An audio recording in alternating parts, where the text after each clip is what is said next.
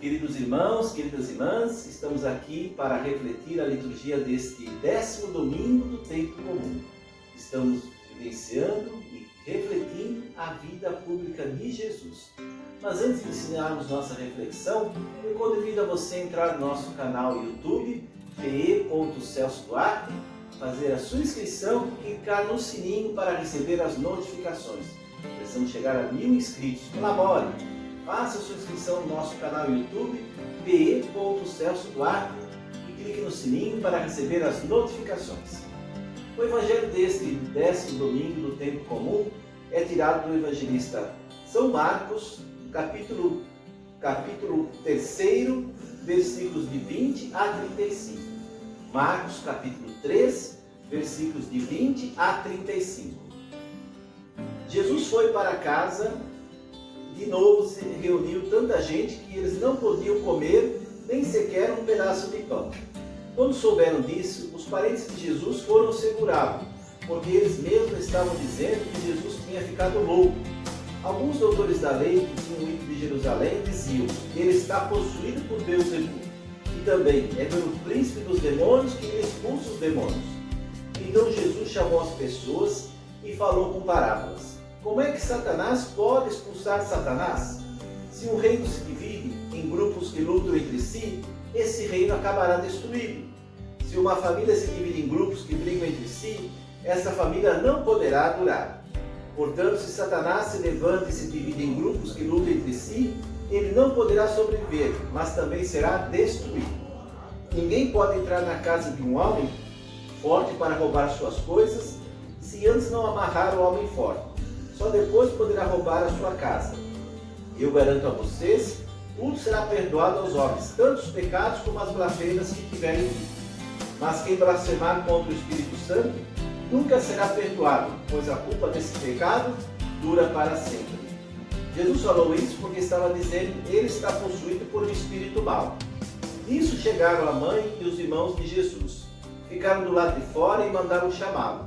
Havia uma multidão sentada ao redor de Jesus. Então lhe disseram: olha, tua mãe e teus irmãos estão aí fora e te procuram. Jesus perguntou: quem é minha mãe e meus irmãos? Então Jesus olhou para as pessoas que estavam sentadas ao seu redor e disse: aqui estão minha mãe e meus irmãos. Quem faz a vontade de Deus, este é o meu irmão, minha irmã e minha mãe. Meus irmãos, minhas irmãs, palavra da salvação. Glória a vós, Senhor. Estamos, queridos irmãos, neste momento em que estão querendo acusar Jesus, que ele era possuído pelo demônio, por Beelzebul, porque ele fazia milagres, ele fazia transformações, curava pessoas endemoniadas, tirava demônios de pessoas, e queriam acusar Jesus de estar possuído. Ele fazia essas curas em nome de Beelzebul, em nome de Satanás. Aí Jesus vem: como é que Satanás consegue expulsar Satanás se ele expulsava demônios? Como é que o chefe vai expulsar os seus empregados? Não tem como. E Jesus ainda diz: se o reino se divide em grupos entre si, esse reino acabará destruído. Se Jesus pertencesse ao demônio, a Satanás, seria destruído.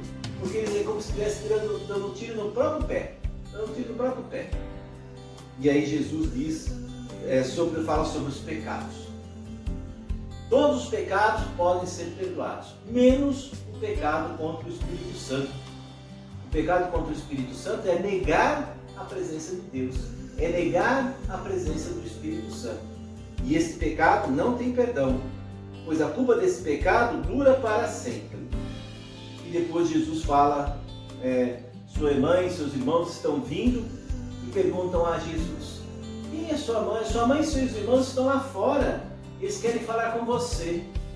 Aí Jesus: meu irmão, minha mãe são aqueles que fazem a vontade de Deus. Então aqui estão minha mãe e meus irmãos, que são aqueles que estavam fazendo a vontade de Deus.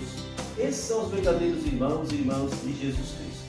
É um convite para nós fazermos a vontade de Deus, estarmos na vontade de Deus, fazermos a vontade de Deus nas nossas vidas.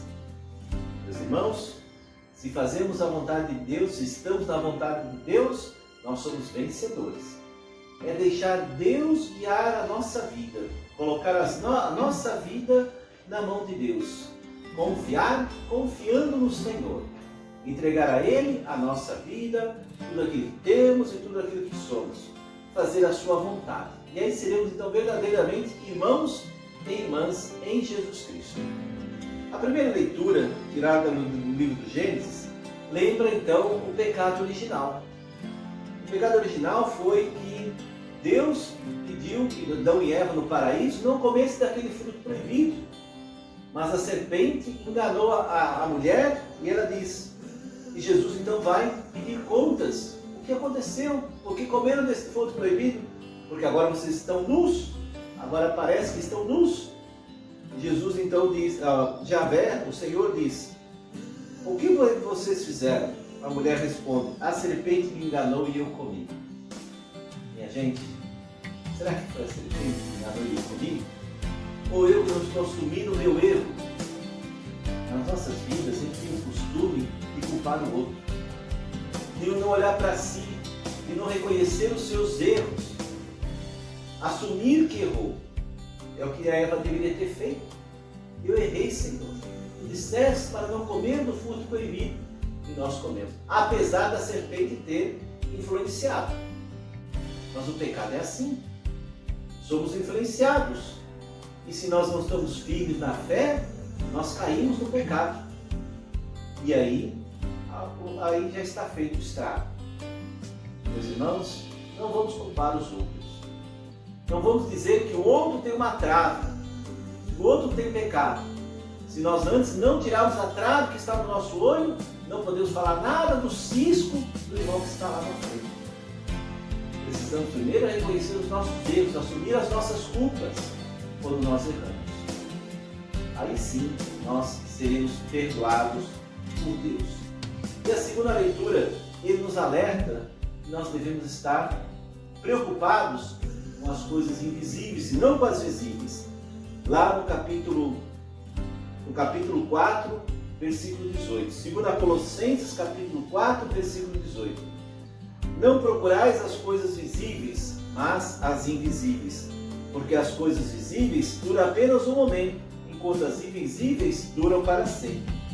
Nós sabemos quando a nossa morada terrestre, a nossa tenda, não for desfeita, este corpo desaparecer, receberemos de Deus uma habitação no céu, uma casa eterna, não construída por mãos humanas, mas por mãos divinas.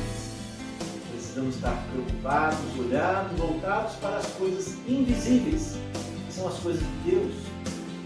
Não com as coisas visíveis. Com as coisas visíveis, claro, precisamos viver, precisamos usar esses bens que Deus nos concede, mas a nossa preocupação é com aquilo que nós não vemos e que sabemos que é verdadeiro.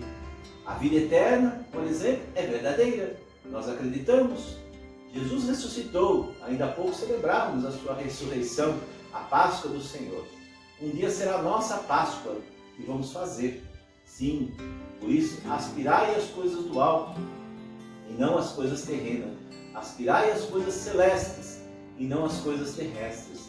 Porque as coisas terrestres passam e as divinas são eternas, permanecem para sempre. Vamos buscar, queridos irmãos, queridas irmãs, aquilo que é de Deus, aquilo que Deus deixa para nós, que é a nossa herança, a vida eterna. E para criar esse caminho, precisamos já nos preparar e estar sempre fazendo a vontade de Deus. Quero encerrar agora esta nossa reflexão, desejando a vocês uma excelente semana, que Deus nosso Senhor o acompanhe nessa jornada e esteja fazendo a vontade de Deus. Esteja na vontade de Deus, porque aí você estará no caminho da santidade, no caminho da salvação. O Senhor esteja convosco, Ele está no meio de nós.